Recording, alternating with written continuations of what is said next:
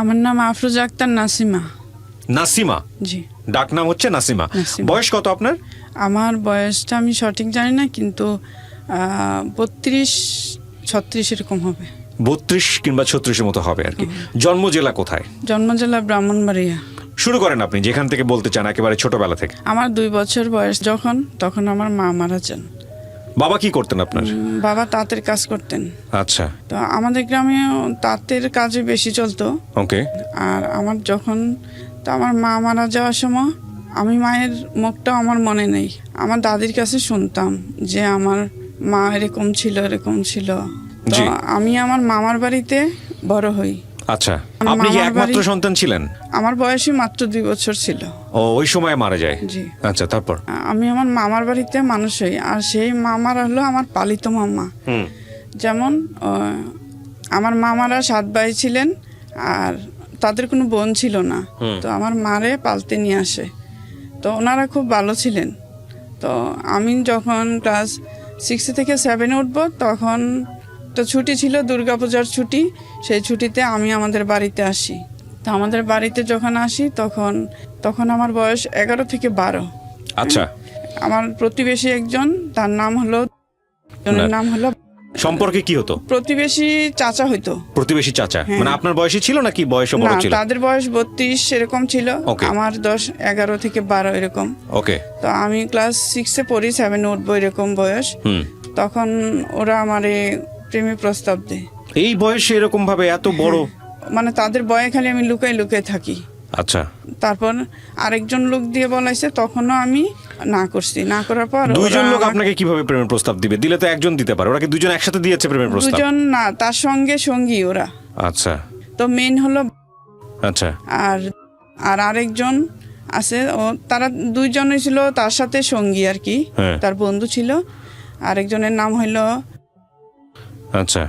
তখন আমি না করার পর তখন আমাকে খুব বিরক্ত করে স্কুলে যেতে আসতে। আমি আমার মামার বাড়ি স্কুলে পড়াশোনা করতাম। তখন ওরা ওখানে গিয়েও বিরক্ত করে, রাস্তাঘাটে দাঁড়ায় থাকে এরকম, চিঠি লিখে একজনের কাছে দিয়ে দেয় এরকম করে। তো যখন আমি চিঠিও নেই না, এগুলো আপনি বলতেন না বাড়িতে এসে কাউকে? আমি আমার এক মামার বলছিলাম, তো মামা বলছে তুমি তাদের কথা কান দিও না। আচ্ছা। ছোট মানুষ, এত মামা একটা মাথায় নেয়নি।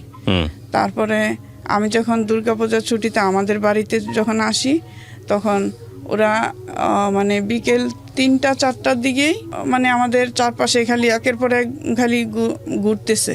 তারপরে একজন আমার সামনে দিয়ে যায়, বলে কি চেহারা বদলে দিব। তা আমি আর জানি না যে চেহারা বদলে দিব, এরকম বেশি একটা করিনি। তখন ওরা সেদিন রাত্রেই, আমাদের বাবার ঘর ছিল বাঁশের বেড়া, জানালাও ছিল বাঁশের। তো আমরা একটা চকিতে থাকতাম। আমার দাদি, আমার এই যে মার ঘরে আমার বাবা আবার বিয়ে করলেন, তো ওই মার ঘরে 2 বোন 1 ভাই, আর আমার মার ঘরে শুধু আমি একা।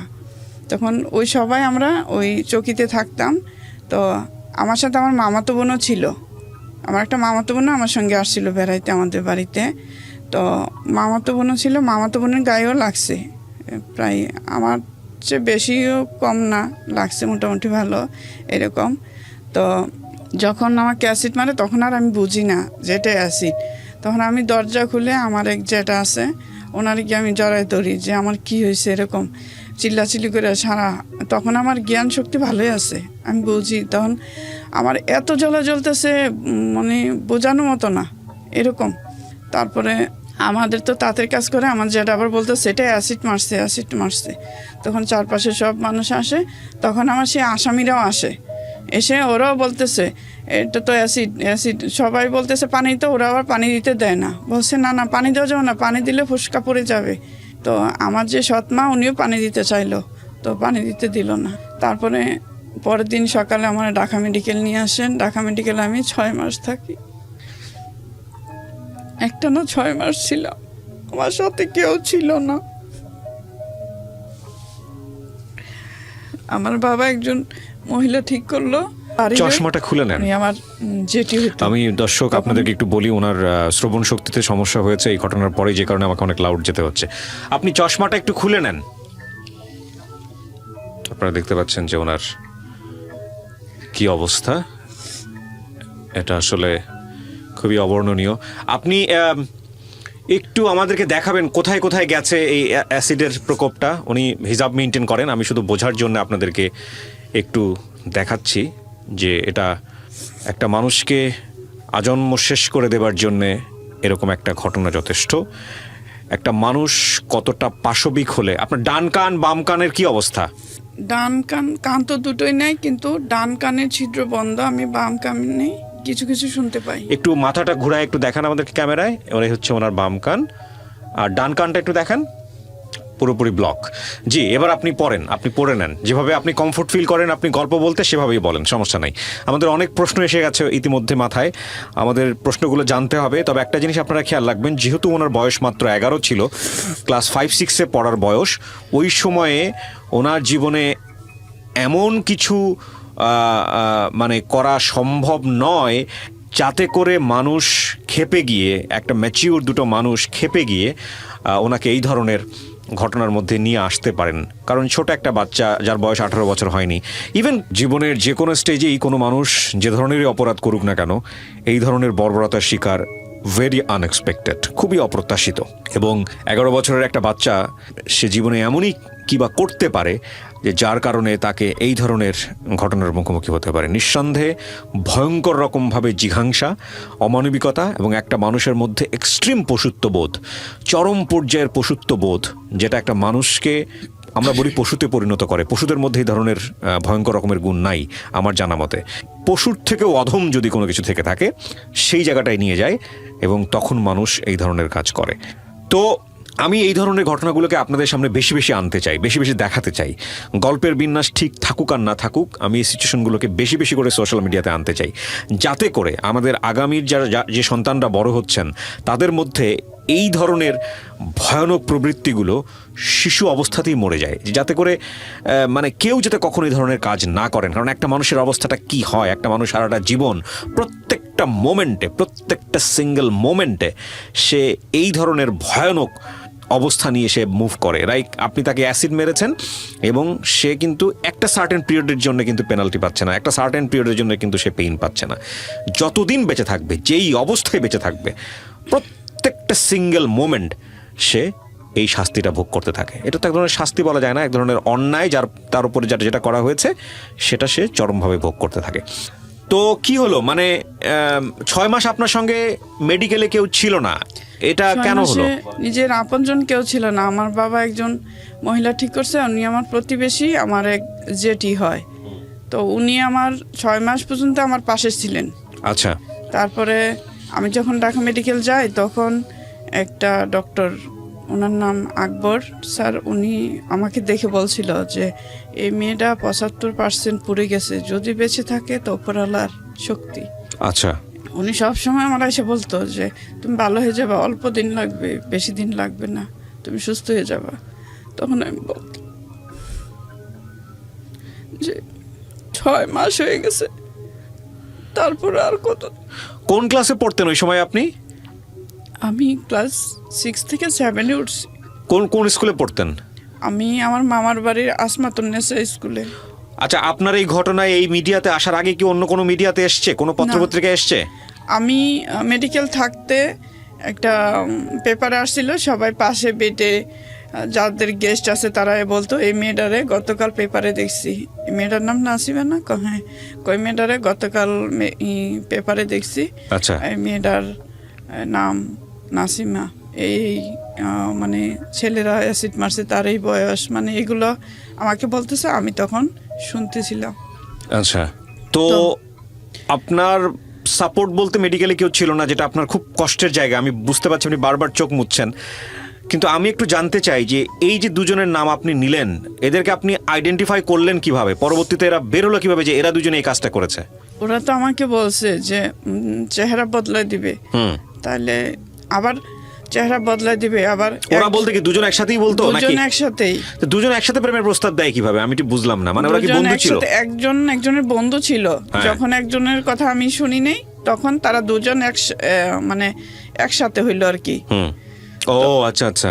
তারপরে যখন বলছে যে চেহারা বদলায় দিব, তো যখন আমাকে অ্যাসিড মারলো তখন আমার ওই কথাটা মনে পড়লো। ও তারপর দুইজনের মধ্যে একজন আমার প্রতিবেশী, তো ও একজন আসেনি দেখতে, যে অ্যাসিড মারছে তার হাতে পড়ছে, যখন অ্যাসিড ডালার সময় তার পায়ে লাগছে। ও তো আচ্ছা। তারও যন্ত্রণা আমার মতোই নিশ্চয়ই এরকম যন্ত্রণায় সে বুক করতেছে। হ্যাঁ হ্যাঁ হ্যাঁ। তখন সে আসেনি। তখন সবাই খোঁজাখুঁজি করছিল, কিছু মানুষ বুঝতে পারছিল যে ওরা যে দিনের বেলা এরকম করছে, যে ওরা ছাড়া এই কাজটা কেউ করেনি।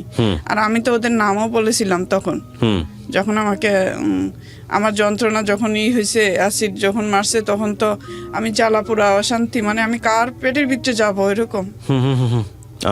তখন আমি যখন ঢাকা মেডিকেল যাই, তখন ওই ডাক্তাররা বললো এইভাবে চিকিৎসা হইতেছে এরকম। আর তখন ঢাকা মেডিকেলে মানে অ্যাসিডের কোনো চিকিৎসাও ছিল না, মানে প্রতিদিন ড্রেসিং করতো, আমার খুব কষ্ট হইতো টেনে ছিঁড়ে। আর ড্রেসিংয়ের কথা শুনলে 2 ঘন্টা আগে এই ড্রেসিংটা খুব ভয়ানক হয়। 2 ঘন্টা আগে থেকে কান্না করতাম। আর ড্রেসিং যারা করতো সেই আয়ারা অনেক, মানে তারা একটু সময় নিয়ে ড্রেসিং করতো না, মানে তাদের যত সময় তাড়াতাড়ি একজনটা করা যায় আরেকজনটা করবে, একজনটা করা যায় আরেকজনটা করবে এরকম। তখন আমি আমার বাবার কাছে বলছি যে ওরা খুব কষ্ট দেয়। তারপরে ওদেরকে ধরলেন কিভাবে বা কি করলেন ওদেরকে, আমাকে একটু বলেন তো তারা গল্পটা। বাড়ি ছেড়ে কোথাও যায়নি। আচ্ছা। বাড়ি ছেড়ে কোথাও যায়নি। আমার বাড়ির পাশে একটা পুকুর আছে, পুকুরে যার হাতে অ্যাসিড লাগছে, ওই তার সাথে যার এক বন্ধু, সেই বন্ধুরে দেখাইতেছে আমার হাতে লাগছে, ওই যে পায়ে লাগছে, এগুলা বলতেছিল। আর তারা 2 জন নাকি একসঙ্গে সবাই, তাদের যারা লোক ছিল তারাও বলতো তোমরা যদি এই কাজটা করে থাকো তোমরা পালায় যাও। না, আমরা পালাই গেলে মনে করবে আমরা এই কাজটা করছি, আমরা তো এই কাজ করিনি। মানে 1 কান 2 কান করে করে এগুলো সব আপনাদের কানে আসতেছে, ওরা কথাবার্তা বলতো, এগুলা ঘুরে ফিরে, যেহেতু গ্রাম অঞ্চল, সো এগুলো কানে চলে আসতো আর কি, যে কি হচ্ছে। হ্যাঁ, আর গ্রাম থেকে অনেকে মেডিকেলে আমারে দেখতে যাইতো, কিন্তু ওরা যেত না। না, ওরা যাইতো না, ওদের বাড়িরও কেউ যাইতো না। আচ্ছা, তারপরে আমাদের পাশে ইতে একটা বাজার আছে, সেই বাজারের থানা আছে, থানা থেকে পুলিশ গেল, ঢাকা মেডিকেল আমারে দেখতে গেল। পুলিশ কি নিজের ইচ্ছায় গেছে নাকি আপনারা থানাতে গিয়েছিলেন? না, আমার বাবার তখন ঢাকায় ছিল। আচ্ছা। আমার যেদিন ঘটনা হয় সেদিন আমার বাবা ঢাকায় ছিল, তো জানতো না যে আমাকে অ্যাসিড মারছে, এই কথাটা শুনে নেই। আমাদের এলাকায় বাজারে গিয়ে নরসিংদী থেকে লঞ্চে বা নৌকায় যেতে হয়, বাজারে যখন গেছে তখন সবাই জিজ্ঞেস করছে আমার কথা। তো আমার বাবা বললে আমার মেয়ে তো বাড়িতে। তো বলছে ও তো, তাহলে তুমি ঘটনা জানো না? না, কি ঘটনা? বলে বাড়ি যাও, বাড়ি গেলে শুনবা। তখন যখন বাড়ি গেছে তখন এই কথা শুনে। আর আমাদের মামলাটা হইলো সরকারবাদী মামলা। মানে পুলিশ ইচ্ছায় খবর পেয়ে পুলিশ নিজেই এসছে। হ্যাঁ। কতদিন পরে মামলা হয়েছে? আপনি হাসপাতালে থাকা অবস্থায় নাকি হাসপাতাল থেকে চলে আসলেন? আমি হাসপাতালে থাকা অবস্থায়। আচ্ছা, আনুমানিক কতদিন পরে? আনুমানিক 2-3 মাস লাগছে মামলা করতে। আচ্ছা, তারপর? তো আমার বাবা আবার একটু সহজ সরল, এত কিছু বোঝে না, সবাই বলছে মামলা করো, তোমার মেয়ের অবস্থা হয়েছে, মামলা করো। তারপরে আমার বাবা যায় মামলা করতে। তো মামলা করার আগে নিশ্চয়ই আপনার সঙ্গে কথা বলেছে আপনার বাবা? হ্যাঁ, আমার বাবা বলছে যে কারা এরকম করছে, তুমি সত্যি কথা বলবা, কেউ রে অন্যায়ভাবে ঠকানো ভালো না, তুমি বলো। আর তখন আমার বাবা জানতো আমি আর বাঁচবই না। আমার বাবা যখন আমার কাছে জিজ্ঞেস করে তখন আমি সত্যি কথা বলছি যে বাবা এরকম ওরা বলছে। আমার বাবা যাওয়ার আগে পুলিশ আমার কাছে গেছিল। আচ্ছা। থানার এসআই গেল, তখন উনি আমাকে বলল যে আমি মানে পোশাক ছাড়া তোমাকে যখন মেডিকেলে নিয়ে আসে, তারপরে বাড়িতে গিয়ে তোমারে পাইনি, তোমাদের বাড়িতে গেলাম, তখন অপর একজন ব্যক্তি, ওরা যখন পুকুর পার বসে আছে তখন দেখাই দিল যে ওরা 2 জনে এই কাজটা করছে। যেই লোক বলছে উনি একদম বলছে যে সন্দেহ করেই বলছে। তখন গিয়ে ওরা 2 জনটা একসঙ্গে ধরে ফেলছে, ধরে দেখছে যে একজনের হাতে অ্যাসিড লাগছে। তো বলছে আর কোথায় লাগছে? বলছে পায়ে, লুঙ্গি পরা ছিল, লুঙ্গিতে মনে লাগছে। এরপরে এই পুলিশ গিয়ে আমার সাথে এই ঘটনা বলে। পুলিশই আপনাকে বলে? তারপরে আমার বাবা বলছে যে এরকম মামলা করতে হলে এরকম মিথ্যাভাবে কাউকে করেন ভালো না, তোমার যা সত্যি তাই বলো।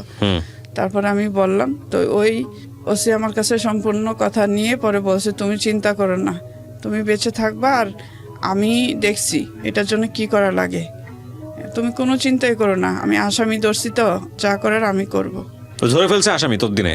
হ্যাঁ। আসামি কি ধরে ফেলেছে নাকি? আসামি ধরে ফেলছে, ধরেই উনি তারপরে গেছে আমার কাছে। ও আচ্ছা, মামলাটা করে কি আপনার বাবা? আমার বাবা বলল যে আমি মামলা করতে গেলাম, বলল যে এটা সরকারবাদী হয়ে গেছে, সব কিছু তথ্য আমার কাছে নিয়ে গেছে, আমার বাবা বলল। হ্যাঁ, তো আমি বলছি আর কোনো সমস্যা, বলে না, বলছে ওরা মামলাটা ভালোভাবে দেখবে। আচ্ছা, তারপরে কত সালের দিকে হয় মনে আছে? জি, কত সালের দিকে হয় মামলাটা? 1992 সালে, 1992 সালে। 6 আগস্ট নাকি 9 তারিখে এরকম। আচ্ছা, আগস্ট মাসের কোন 1 তারিখে? হ্যাঁ। কোন থানাতে হয় মামলাটা? নবীনগর থানা। কোন নবীনগর? ব্রাহ্মণবাড়িয়া নবীনগর থানা। ব্রাহ্মণবাড়িয়া নবীনগর। ওসির নাম মনে আছে? ওসির নাম। তারপরে আমি ঢাকা মেডিকেল থেকে যখন বাড়ি আসি, আমার মোট 17টা অপারেশন হয়েছে। আমার এই চোখগুলা বন্ধ হতো না। আমার এই চোখটা ছিল 2 বছর হয় চোখটা উঠানো হয়, চোখের ভিতরে ইনফেকশন হয়েছে, তখন ব্যথা যন্ত্রণা আর করতে পারিনি। আপনি কি মামলার কোনো কাগজপত্র নিয়ে আসছেন? ডকুমেন্টস? আমি তো জানি না যে আমার ওই বয়সে মামলার কাগজপত্র আমার কি প্রয়োজন হবে। তখন তো আমি আমার যে বয়সে আমার নিয়ে আমি এই শুধু আমার ভিডিওতে দুঃখটাই- অনেক বেশি সচেতনতার অনেকগুলো বিষয় আছে। আমরা আজকে প্রিয় শ্রোতা এবং দর্শক, এটা একটা জায়ান্ট মিডিয়া, সোশ্যাল মিডিয়াতে আপনারা যে ভিডিও দেখছেন, খণ্ডাংশ দেখছেন, এটার পুরো গল্পটা আপনারা রেডিওতে পাবেন। এবং আমি আপনাদেরকে একটা কথা বলতে চাই, এখানে যাদের নাম উনি মেনশন করেছেন, ওসির নাম থেকে শুরু করে বাকি সবার নাম এবং পরিচয়, সেগুলো আমরা বিশেষভাবে এখানে মিউট শব্দ ব্যবহার করছি একটাই মাত্র কারণটা হচ্ছে উনি প্রপার ডকুমেন্টসগুলো আমাদের সামনে হাজির করতে পারেননি। সেটাও জীবনের একটা অনেক বড় ব্যর্থতা, ফেইলার। কারণ এগুলো খুব গুরুত্বপূর্ণ মেসেজ বহন করে এই ভিডিওগুলো, যে কারণেই উনি যে কথাগুলো এখানে বলছেন সেগুলো নিশ্চয়ই আমরা আমাদের জায়গা থেকে বিশ্বাস করি, কিন্তু গণমাধ্যমের ধর্ম অনুযায়ী কোনো প্রমাণ ছাড়া কোনোভাবেই কারো পরিচয়, বিশেষ করে নেগেটিভ অর্থে, এটা আনাটা উচিত নয়। তো সেই জায়গাটি থেকে আমরা এই ব্যাপারটা গোপন করছি, তাদের নামগুলো, পরিচয়গুলো গোপন করছি। আপনারা যদি আরও ইন ডিটেলি কোয়ারি করতে চান, সেক্ষেত্রে আপনারা উনি যে ক্লুগুলো বলেছে সেগুলোর মাধ্যমে ওনার সঙ্গে আপনারা যোগাযোগ করতে পারেন। বাট আমরা প্রাথমিক তদন্তের উপর যেহেতু করছি, কারণ এটা ওনার স্টেটমেন্টের উপরে যে ব্যক্তিকে নিয়ে এখানে কমপ্লেন করা হচ্ছে, তার সামাজিকতা সমস্ত কিছুর একটা ভয়ঙ্কর রকম পরিবর্তন করতে পারে। যেহেতু উনি আমাদের কাছে সেই লিগ্যাল পেপারগুলো দেখাতে পারেননি এখন পর্যন্ত, সে কারণে আমরা তার নাম পরিচয়গুলো এখানে গোপন করতে বাধ্য হচ্ছি। জি বলেন, তারপর কি হলো? আপনি মামলা বুঝতেন না ওই সময়টাতে, যেটা বলছিলেন আপনি। হ্যাঁ, তারপরে আর এই কাগজপত্রগুলো যে আমার কি বিশেষ প্রয়োজন হবে সেটাও আমি জানতাম না। অত ছোট বয়সে বোঝারও কথা না, ক্লাস 5-6 এ পড়ে। মানে যে এগুলা যত্ন করে রাখবে, হ্যাঁ, এরকম। আপনি বাড়ি আসলেন কবে? 6 মাস পরে বাড়ি আসলেন? 6 মাস পরে বাড়ি আসছি। আপনাকে দেখার জন্য লোকজন আসলো না? যে লোকজন এত ভিড় করছে বাড়িতে, মানে যে আমার আর মনে হয়েছে যে কোথায় আমি যাই, একেবারে যেখানে মানুষজন নাই, আমার এত মানুষজন দেখতে আসছে। তারপরে মানুষ আস্তে আস্তে দিনের পর দিন কমতে থাকে। তখন আমার ঘরের যে সৎ মা, আমার মাও আমার উপর যন্ত্রণা। লেখাপড়া বন্ধ হয়ে গেল? হ্যাঁ, আচ্ছা, লেখাপড়া বন্ধ হয়ে গেল। তখন আর আমি আমার মামার বাড়িতেও যাই না। ওরাও আমার এই অবস্থা আর রাখতে চায় না, বলে মানুষজন আসবে দেখতে, আমাদেরও তো ছেলে মেয়ে আছে। মান সম্মানের বিষয়। হ্যাঁ, আহা, এই একটা মানুষকে কিভাবে পঙ্গু করে দেয় দেখেন। হ্যাঁ, আমি যখন আবার আমাদের বাড়িতে আসি, তখন এইভাবে মামলা চলতে থাকে। 1 বছর পর মামলার আসলো যে ওখানে সাক্ষী দিতে হবে বা ওখানে কিছু আছে। তখন কি ওই দুজন জেলে নাকি ওদের সঙ্গে আরো কেউ ছিল? তখন আসামিরা জেলে, আর আসামির পক্ষের মানুষ এক প্রকার আমার বাবাকে চাপ দিল আপস হওয়ার জন্য। তখন আমার বাবাও মানুষের কথা, এলাকার মেম্বার চেয়ারম্যানরা সবাই মানে এরকম চাপ দিছে, বাড়ির পাশে এরকম ঘটনা হয়ে গেছে, এখন কি করবা, এখন আপস হয়ে যাও। আপস মানে পরে বলছে ওরা 5 লাখ টাকা দিবে, আর যে মেইন আসামি সে তোমার মেয়েরে বিয়ে করবে। চিন্তা করেন, বাবা চিন্তা করলো যে ভয়ঙ্কর, নোংরা, ভঙ্গুর, অমানবিক সমাজ ব্যবস্থায় আমরা বসবাস করি। চি চি চি চি চি চি চি। এবং মাঝখানে কিছুদিন বোধহয় এরকম শুনেছিলাম যে আইন বোধহয় এরকম একটা হচ্ছে, বা আমি নিশ্চিত নই, আমি শুনেছিলাম, আমি কোট অ্যান্ড কোট করছি না। সেটা হচ্ছে যদি কেউ কাউকে রেপ করে এবং শ্লীলতাহানির শিকার হয় ওই মেয়েটি, পরবর্তীতে পারিবারিকভাবে চাইলে তার সঙ্গে বিয়ে সম্পর্ক হলে এটা নাকি তার কোনো সমস্যা হবে না, বা সামথিং লাইক দিস। যেই লোকটা রেপ করতেছে, এটা আমাদের সমাজ ব্যবস্থার কত বড় দৈন্যদশা দেখেন, যে লোকটা রেপ করতেছে, যে লোকটা একটা মানুষের জীবনটাকে শেষ করে দিচ্ছে, সেই লোকটার সঙ্গে তাকে বিয়ে দিতে হবে, এবং বিয়ে দিলে এটা প্রবলেম সলভ। মানে কি, মানে বিয়েটাকে তারা কি মনে করে যে বিয়ে মানে হচ্ছে এমন একটা কিছু ঘরের মধ্যে ঢুকিয়ে দিলাম, বাস শেষ, এই লাইফ ক্লোজ, এরপরে তোরা যা কর কর, এটা নিয়ে আর কোনো সমস্যা নাই। বিষয়টা কি আসলে তাই? এবং এটা কিন্তু আমাদের গ্রাম্য সালিশ থেকে শুরু করে আমাদের সমাজ চিন্তার একটা বিশাল জায়গা জুড়ে, যে কোনো একটা মেয়ে যদি কারো দ্বারা ভিকটিম হয় তাহলে ওই লোকটার সঙ্গে তার বিয়ে দিয়ে দেওয়া, এটা আরও ভয়ঙ্কর রকমভাবে তাকে আমার মনে হয় যে অত্যাচারের মধ্যে ফেলে দেওয়া, সামাজিক অত্যাচারের মধ্যে ফেলে দেওয়া। আচ্ছা, তো তারপরে আপনারা কি করলেন বলেন? তারপরে সবাই আমার বাবারে ধরে, আমাদের বাসায় লোকজন আসতে থাকে, মেম্বার চেয়ারম্যান সবাই। তখন আমার বাবা চিন্তা করলো যে একবার আমার মেয়ের সাথে বলার দরকার। তা আমার বাবা আমাকে একদিন ভাত খাবার ভাত খাবার সময় বলতেছিল, বাবা জানি কি বলবে, বারবার আমার দিক তাকায়। আমি কিছু বলি না, পরে বাবা বলছে, বাবা হয়তো চিন্তা করে আমার মেয়ে যদি আবার রাজি থাকে, আমার মনে হয় আর কি, এরকম হয়তো চিন্তা করতে পারে। তখন আমার বাবা আমাকে বলতেছে, একটা কথা বলতাম কি, মেম্বার চেয়ারম্যানরা যে বাড়িতে আসে, তুমি কিছু শোনো? আমি কই, আর ওরা নাকি আপোষ হইতে কয়। তা আমিও চিন্তা করি আমার বাবা কি বলে, আর আমার বাবা চিন্তা করে আমি কি বলি, কীরকম আইডিয়া, আমার কি জিজ্ঞেস করতে চায়। তখন আমার বাবা এক প্রকার আমার বলল, ওরা আপোষ হইতে চায়। আমি কি, হ্যাঁ আমি শুনছি। তো বলে 5 লাখ টাকা দিবে, আর যে মেন আসামি সে বিয়ে করবে। তারপর আমি অপেক্ষা রয়েছি আমার বাবা কি বলে। তখন আমার বাবা বলে, তুমি কি রাজি? আমি বলছি না। বাবাটার আমি শুনতে চাইলাম না যে আমি বাবা রাজি কিনা।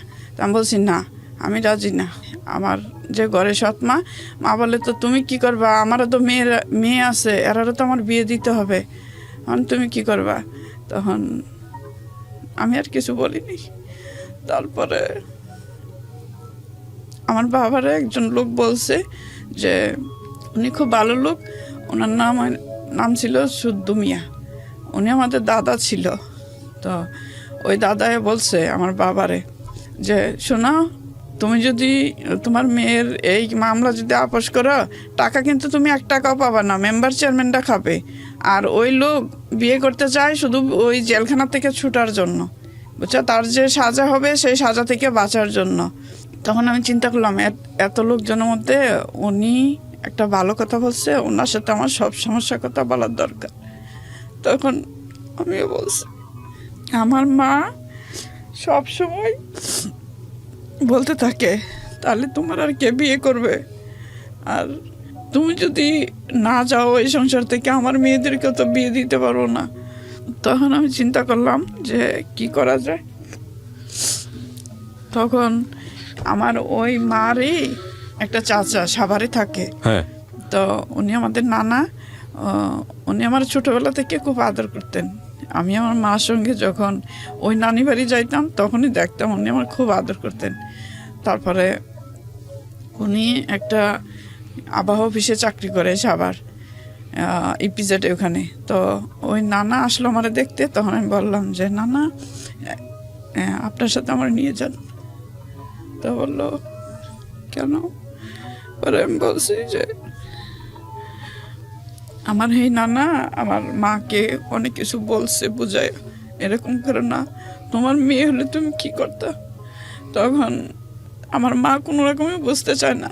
তখন আমার এই নানারে বললাম, আমি ওই বয়সেই আমার নানাকে বললাম, নানা, আপনার বাসাতে একটা কাজের লোকেরও দরকার, আমার নিয়ে যান। তখন আমি যাই। ওই নানিটা একটু রাগী, তখন প্রথম কয়েকদিন কেমন জানি একটু করেছিল। তো আমি চেষ্টা করছি যে ওনার কাছে আমি ভালো হওয়ার জন্য চেষ্টা করছি যে কিভাবে চললে কি করলে উনি আমার ভালোবাসবে। তখন ওনার বাসায় একজন সত্যি কাজের লোক লাগে, তো একজন সুডা একটা বুয়া কাজ করে। তো আমি যখন পার্মানেন্টলি থাকি, ওর নানিও চাকরি করে বিজেটে, আর নানাও চাকরি করে, ওনার 3 মেয়ে 1 ছেলে। তো নানা চিন্তা করে, আমার এই বাসাটাতে থাকলে আমার মেয়ে ছেলেরাও তো দেখবে, থাক। ও নানিরে ভালোভাবে বুঝাইছে যে দেখো, নিজেদের একটা মানুষ ছাড়া ছেলে মেয়েদেরকে ভালোভাবে কেউ দেখবে না। ও যখন সমস্যা পড়ছে, ও তো দেখে রাখবে, কাজ করতে পারুক আর না পারুক, কিন্তু দেখে তো রাখবে। তো নানি সকালবেলা উঠে নাস্তা বানাইয়া রান্না করে দিয়ে যায় দুপুরবেলার, আবার বিকেলাইয়া উনি রান্না করতেন। বাকি সবজি কাটা লাগলে ঘর গুছানো কাজটা সবাইগুলো আমি করে দিতাম। ওকে। তখন উনি আমারে খুব এক সময় উনি করে আমার প্রতি এমন ওনার মায়া হয়, উনি আর চায় না যে আমি আর কোথাও কারো কাছে থাকি বা কোথাও যাই। তো অনেক দিন হয়ে গেল, আমি বললাম নানি আমার না ইচ্ছে করতেছে আমি একটু গ্রামের বাড়িতে যাওয়ার জন্য। না, তোর মা তোর জন্য কত তাড়াই দিছে, তুই ওখানে যাওয়ার কি দরকার, তোর বাবারে খবর দেই, তাহলে তোর বাবা আসলে তোরে দেখে যাবে। তো আমি চিন্তা করলাম, আর এখনো মতো এরকম ফোন মানে এত ফোন চলাচল নেই যে ফোনে কাউকে বলা যাবে এরকম। তো আমার নানার আর একটা ভাই আসলো, ছোট ভাই। তো ওই নানার ভাইয়ের কাছে বলে দিল নাসিমার বাবাকে বলবা নাসিমার আইসা দেখে যেতে, নাসিমা ভালো আছে, কোনো সমস্যা নেই। তো আমার বাবা দেখলো আমি এখানে আসলেই ভালো আছি, কারণ গ্রামের কেউ তো আমার দেখতেও পারে না, কিছু বলতেও পারে না। তখন আমার বাবা বলতেছে একদিন আসছে মামলার ডেট। তো আমার বাবারে সবাই এলাকা মেম্বার চেয়ারম্যানরা সবাই নাকি খুব প্রেশার দেয় যে মামলাটা আপোষ না করলে তুমি তোমার এই বাড়ি থেকে বাড়িতে পারবা না, তোমার তো কিছুই নাই, এই মেয়ের চিকিৎসা করতে গিয়ে তো তোমার বিটা বাড়িটা আছে, তুমি বাসা থেকে বেরো হইতে পারবা না, তোমার এক ঘুরে করে দেওয়া হবে। তখন বাবা আমার কাছে দৌড়ে যায়, খুব বলছে যে এরকম মামলা যদি আপোষ না করি তাহলে নাকি হবে না। আমি বলছি যে এখন আমি কি করব, এখন তো বাবা চলাফেরা তো বন্ধ হয়ে গেলে তো আরেক সমস্যা। তখন আমি বলছি যে বাবা আপনি কি এই মামলা যে করেছিলেন যেই ওসি, সে ওসির সাথে দেখা করছেন? পরে বলছে থানায় গিয়ে ওনার সাথে দেখা করছি। আমি বলছি তো ওনার সাথে এলাকার মেম্বার চেয়ারম্যানরা যে বের হতে দিবে না, তাহলে ওনার সাথে এই সমস্যাটার কথাটা বললেন। তখন আমার সেই নানাও বলল তুমি ওই ওসির সাথে কথা বলো যে আমি মামলা আপোষ না করলে আমার বাড়ি থেকে বের হতে দেবে না, কারো জায়গায় পাড়া দিতে দেবে না। পরে এই ওসি একদিন চেয়ারম্যানদের থানায় ডাকাইলো যে এই মেয়েটার এত বড় একটা সমস্যা হয়ে গেছে, মেয়েটা বাঁচে না মরে তারই কোনো ঠিকানা নাই, এখনও তার কত চিকিৎসা, মাত্র প্রথম খালি মেডিকেল থেকে আসছে, তো এখন মেয়েটার এখনও চিকিৎসার অনেক বাকি, নিজেই হাঁটতে পারে না, চলতে পারে না। তো এই মেয়েটারে আপনারা কেমনে কোন যে আসামি পক্ষে একজন বিয়ে করতে, আর আপনারা কিভাবে কোন মামলা করতে? তো এর দেশে এত বড় বড় জঘন্য কাজ হলে তো ওরা এইভাবেই আরও বাড়তে থাকবে। পরে একসময় দারোগা আমারে বলে যে ওদের কথাই মেম্বার চেয়ারম্যানের কথাই শুনলো আর আসামির পক্ষের লোকজন ওদের পক্ষে হইল। তখন ওই দারোগা আমাকে একদিন বলে যে তুমি ওই আসামিকে বিয়ে করে নাও, তোমার বাবা কিছু টাকা পাইলো, এটা দিয়ে চলতে পারলো, কোনো আর সমস্যা হইলো না, তুমিও একসময় ভালো থাকবা যদি আসামি বিয়ে করে। তো আমি বলছি যে আসামি যদি আমার ভালোই থাকবো তাহলে আমার এই বয়সে কেন অ্যাসিড মারলো? পরে বলছে যাক এটা হয়ে গেছে, সে বুঝতে পারে নাই, আর তোমারে সে ভালোবাসতো এই জন্য তুমি বুঝো নাই, তার জন্য সে অ্যাসিড মারছে। আমি এই কথা শুনি না। পরে আমার বাবা যখন আমারে নিয়ে ঢাকা থেকে গিয়ে ব্রাহ্মণবাড়িয়া গিয়ে কোর্টে গিয়ে হাজিরা দিবে, তখন তাদের পক্ষের এক উকিল আমাকে বোঝানোর পর আমি এক প্রকার কিছুতেই শুনতে রাজি না। তো আমার বাবার কথা আমি চিন্তা করি না যে আমার বাবা চলতে পারবে না, বাড়ি থেকে বের হতে পারবে না, এগুলো আমি কোনোই চিন্তা করি না। তারপরে এভাবে মামলা হতে হতে একদিন মামলা রায় হবে, মামলা শেষের দিকে গেল, রায় হবে। যেদিন রায় হবে আক্রমণের আগের দিন ওই বাড়ির মানুষ আমার বাবার সাথে ঝগড়া লাগার পরে তখন আমার বাবা ঘরেই চুপচাপ নাকি বসেছিল। তো আমার বাবারে নাকি অনেক কিছু বলতেছে, পারে না, দৌড়ে এসে মারে, তাও আমার বাবা একটা শব্দও করে না। তারপর ওরা এইভাবে চলে গেছে। যেদিন রায় হয় সেদিন তাদের যাবজ্জীবন সাজা হয়। এই দুইজনের? তিনজনের। একজন তো পলাতক আছে। তিনজন? আরেকজন কি ছিল? একজন ছিল, আরেকজন এখনো পলাতক আছে। এখনো পলাতক? সেই 92 সালের পর থেকে এখনো পলাতক, এখনো ও বাড়ি আসে নাই, আর এখনো পলাতক।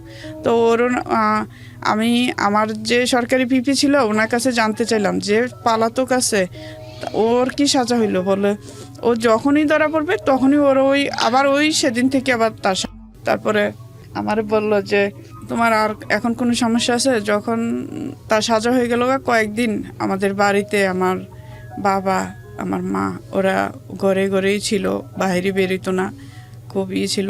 মেম্বার চেয়ারম্যানরাও, আমার বাবা বাজারেও যাইতো না, মেম্বার চেয়ারম্যানরাও খুব বিষম রাগ। আর সেই পর থেকে মেম্বার চেয়ারম্যানের কোনো হেল্প সহযোগিতা আমার বাবা পায়নি। তারপরে একদিন আমি ঢাকা থেকে গেছি, যাওয়ার পরে ঢাকা থাকতেই আমি এক লোকের মাধ্যমে শুনি অ্যাসিড সার্ভাইভার্স ফাউন্ডেশনের কথা। আইন ও সালিশ কেন্দ্রে গেলাম, যখন ওরা আবার বলছে যে আবার যে দুজন যাবজ্জীবন হয়ে গেল ওরা কি ছাড়া পেয়ে গেছে? ওরা এখন সাজা পেয়ে গেছে, মানে ছাড়া পাইছে, জেল থেকে ছাড়া পেয়েছে, জেল থেকে 14 বছর পরে ছাড়া পেয়ে গেছে। হ্যাঁ।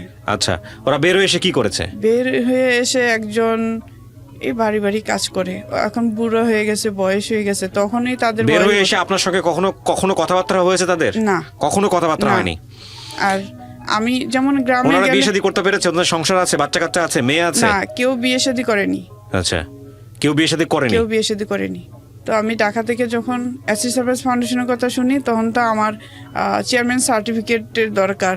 তখন আমি চেয়ারম্যানের কাছে গেলাম, চেয়ারম্যান সাহেব বললো যে না, তোমাকে সার্টিফিকেট দেওয়া হবে না। তো আমি বলছি দেওয়া হবে না, সেটাই দেন, সেটাই লিখে দেন যে আমাকে দেওয়া হবে না। বলে তোমার তো সাহস বেশি। আমি বলছি আমার এক জায়গায় দরকার, তো সেজন্য বলছি, আপনি যে দিবেন না সেটাও বলেন, এত সাহস দেখায় না, যাও। তো উনি আমার কিছু খারাপ মন্তব্য করলো, তখন বললো মামলাটা আপোষ করলো না, কেউ বিয়ে করবে না, মানে আমি নিজেই শুনতেছি যখন উনি এইগুলা মন্তব্য করতেছে। তখন আমি আর কিছু বলিনি, আমি চলে আসছি। আসার পর অ্যাসিড সার্ভিস ফাউন্ডেশনে আসছি, আসার পর ওখানে আমার চাকরি দেওয়া হয়, ওয়ার্ড অ্যাটেন্ডেন্স, মানে আয়া পদে আর কি। তখন আমি ওখানে কাজ করতে থাকি। তখন ওখানে আস্তে আস্তে একের পর এক আমার একটা অপারেশনও হতে থাকে। যেমন আমার এই গলাটা এভাবে লেগেছিল, আমি মানুষকে ঘুরে দেখাইতে হতো, কেউ আমার ডাক দিলে আমি ওভাবে ঘুরে দেখতাম, মানে ওইভাবে ঘুরে দেখতে পারতাম না, ওইভাবে ঘুরে দেখতে পারতাম না। এভাবে আমার একের পর এক অপারেশন হতে থাকে। আমার কানের ভিতরে অপারেশন করে কানের ছিদ্র বন্ধ হয়ে গেছে। তখন আমি এভাবে চাকরি করতে থাকি, প্রায় 5-6 বছর পর্যন্ত আমি ক্যাজুয়ালি কাজ করি।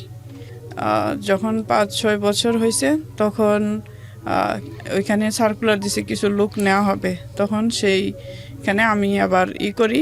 তখন উনিও একজন অ্যাসিড বান, তার নাম হলো দবিরুল ইসলাম। তো আমার জিজ্ঞেস করে আমার বাড়ি কোথায়, কি আমার কিভাবে ঘটনা হয়েছে। তো আমি বলছি, বলার পর ওর খুব মায়া লাগছে। পরে ও চিন্তা করলো, ওর কথা শুনে দবিরুল ইসলাম কি দেখলাম। Acid survivor? ওনারও কি অ্যাসিডে বার্ন কোনো কিছু আছে? জি। আচ্ছা, কোথায় বার্ন হয়েছে ওনার হাতে লাগছে, বুকে লাগছে। ওনার স্টোরি কি? আচ্ছা, ওনার স্টোরি আমরা ওনার কাছ থেকে শুনবো। তো তারপরে কি হলো? পরিচয় হলেন? তারপরে পরিচয় হলো, হওয়ার পরে ওর আমাকে বললো যে এরকম এরকম আমি তোমাকে বিয়ে করতে চাই। তখন আমি বললাম যে তাইলে আপনার বাবা মার। কতদিন পরের ঘটনা এটা? পরিচয় হওয়ার কতদিন পরে? পরিচয় হওয়ার 2-3 মাস 4 মাস এরকম হবে। এই সময় আপনাকে বিয়ের প্রস্তাব দেয়। The most important part of this story is Dabirul Islam. প্রিয় দর্শক এবং শ্রোতা, আজকের এই ভিডিওতে আপনারা আমাকে দেখতে পাচ্ছেন না ফর টেকনিক্যাল রিজন। তো আমি এই মুহূর্তে ওনার সেই বিয়ের প্রস্তাব দেওয়া যে ভদ্রলোক, তাকে আমি আপনাদেরকে ভিডিওতে নিয়ে আসছি এবং একই সাথে অডিওতে আপনারা শুনতে পাবেন, রেডিওতে। ওকে, আপনারা দেখতে পাচ্ছেন ভিডিওতে যে ভদ্রলোকের কথা আমরা বলছিলাম। আপনার নাম? দবিরুল ইসলাম। মোহাম্মদ দবিরুল ইসলাম। দবিরুল ইসলাম, জি। আমি যেটা শুনেছি ওনার কাছ থেকে, নাসিমার কাছ থেকে, সেটা হলো যে ওনার সঙ্গে পরিচয় হওয়ার 2 থেকে 3 মাস পরে ওনাকে আপনি বিয়ের প্রস্তাব দেন। আপনিও একজন অ্যাসিড সার্ভাইভার। জি জি। আপনাকে দেখে কিন্তু বোঝার উপায় নাই যে আপনি অ্যাসিড সার্ভাইভার, কারণ আপনার যত জানি যে আপনার বুকের ভেতরের জায়গাটা উনি যেটা বলছিল সেটা এক বার্ন, আর হাতের একটা জায়গা। হাতের জায়গাটা একটু দেখান আপনি। এই যে হাতে আমার এই জায়গাটা, আর বুকের মধ্যে আছে। হাতের ওনার দেখতে পাচ্ছেন বুড়ো আঙ্গুলের নিচের জায়গাটা, এই দুটো জায়গায় শুধু বার্ন। এই দুইটাই, আর মুখে ছিল জাস্ট এটা মিশে গেছে আর কি। মিশে গেছে। এটা আপনার ঘটনাটা কি হয়েছে? এটা ঘটনাটা হচ্ছে 2004 সালে আমার পারিবারিক সমস্যা, জায়গা জমি নিয়ে সমস্যাটা ছিল। তো একদিন আমি সকালে ঘুম থেকে উঠে বাইরে যাই, গ্রামে তো বাইরেই টয়লেট করতে হয়, তখন তো এরকম ছিল না সিস্টেম। তো আমি বাইরে গেলে তারা আমাকে 3 জন আতঙ্কিতভাবে চলে আসে আমাকে ধরার জন্য। তো আমি বুঝতে পারি নাই যে আসলে তারা কি জন্য আসছে আমার কাছে। যারা আপনার বিরোধ পক্ষ ছিল? বিরোধ পক্ষ, জি। তো পরে দেখছি যে এদের কাছে একটা বোতল, আমাকে মানে মুখে দিতে চাইছিল, তখন তো আমি চেষ্টা করছি আর কি ধরার জন্য জিনিসটা।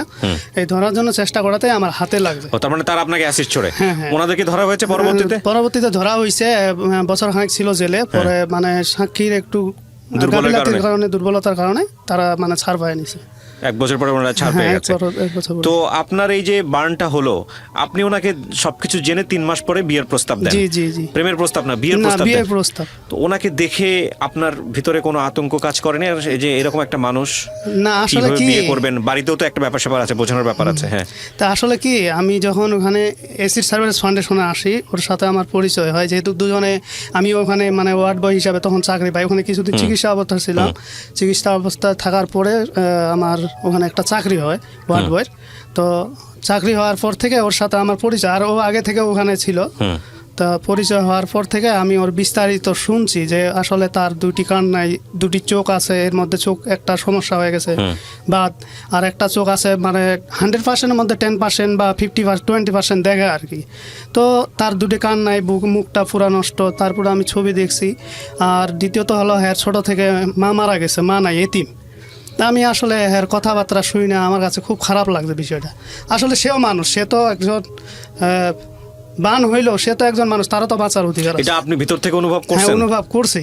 তা আমি তখন বিষয়টা চিন্তা করলাম যে না, বিয়ে তো করতেই হবে। তা আমি এরকম একটা মেয়েকে বিয়ে করলে আমার জীবনে হয়তো কোনো একটা ভালো দিক, আল্লাহ যে দিক দিয়ে হোক করাবে। কিন্তু ওই ওর দুর্ঘটনা দেখার পর, এগুলো দেখার পর প্রস্তাব আপনি আগে দিয়েছিলেন নাকি উনি দিয়েছিলেন? না, আমি মানে দিয়েছিলাম, বলছিলাম। আচ্ছা, তখন উনি বলেন যে তুমি আমার মতো এরকম একটা মেয়েকে কেন বিয়ে করবা?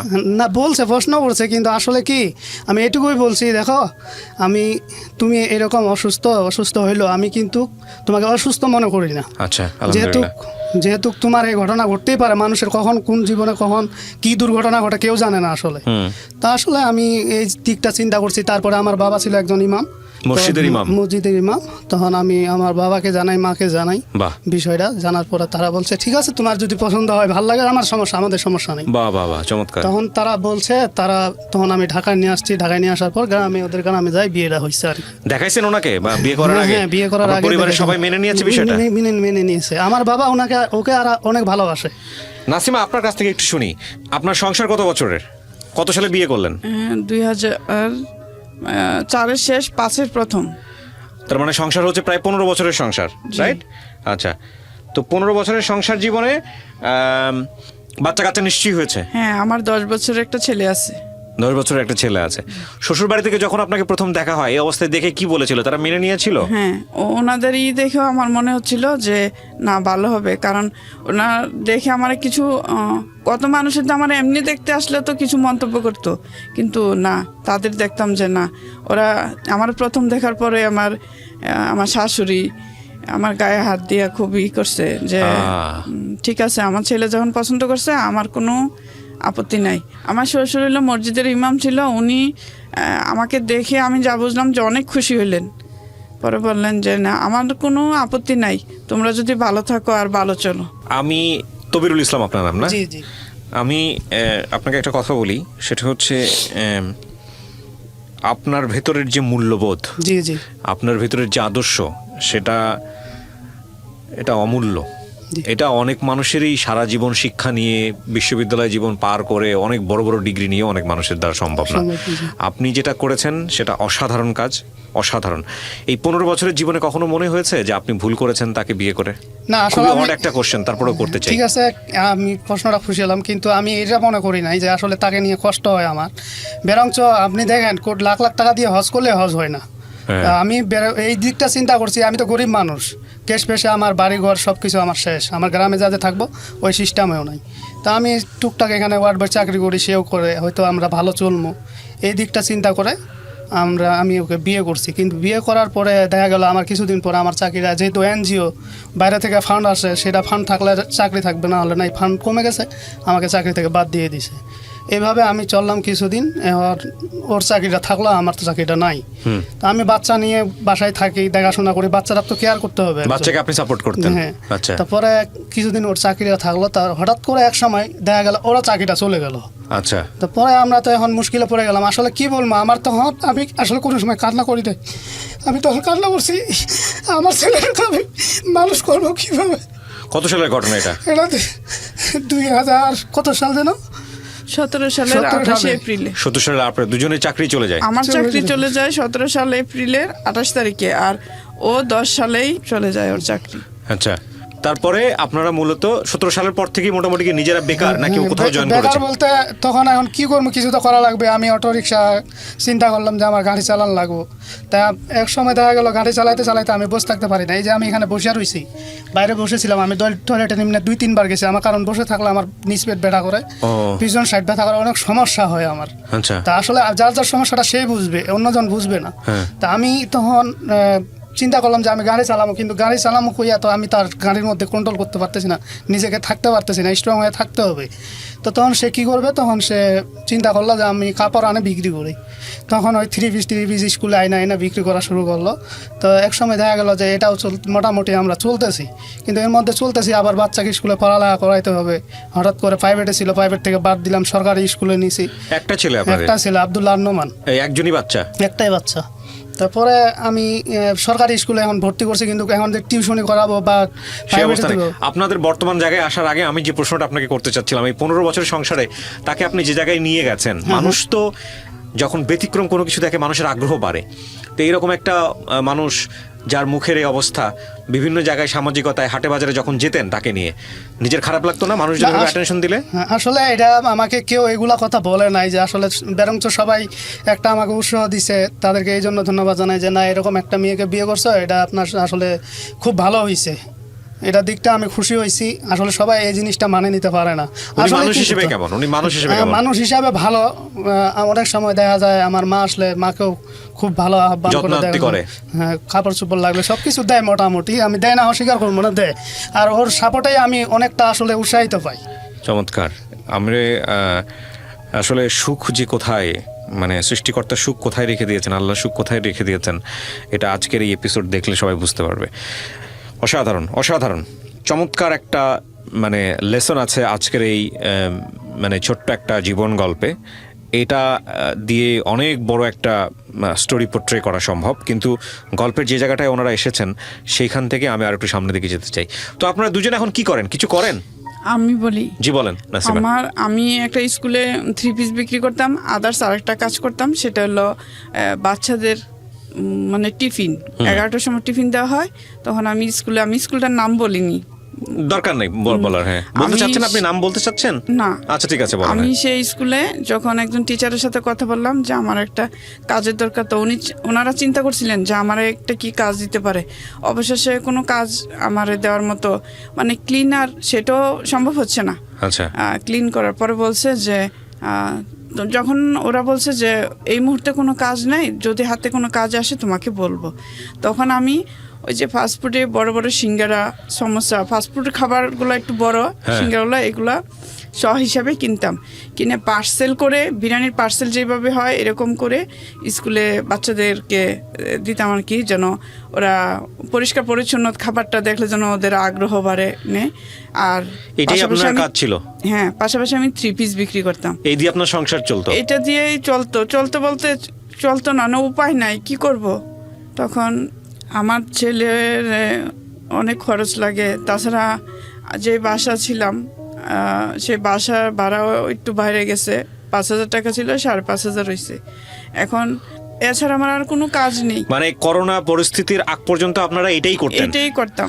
এখন করোনা আসার পরে কি হয়েছে এটা বলেন? করোনা আসার পর এই মানে 1 মাস ভাড়া দিতে পারছি, আর এই গত 2 মাস ধরে ভাড়া দিতে পারি না। নিজেরা বাসায় চলাফেরা খুব কষ্ট, মানে খেয়ে না খেয়ে। আমার বাচ্চারা তুললে আমারও তো বাবার বাড়িতে আগেই আমার জায়গা ছিল না, আর এখন তো আরও নেই, কারণ আমিও মানুষ তো ঢাকায় থেকে গ্রামে চলে যায়, তো আমার তো ওই থাকার মতো কোনো পরিস্থিতি নেই। মানে গ্রামে গিয়েও থাকার মতো কোনো পরিস্থিতি নেই? গ্রামে গিয়ে থাকার মতো নেই। তো এখন চলতে খুবই। আপনার কি অবস্থা? আপনি কি কিছু করতে পারছেন না?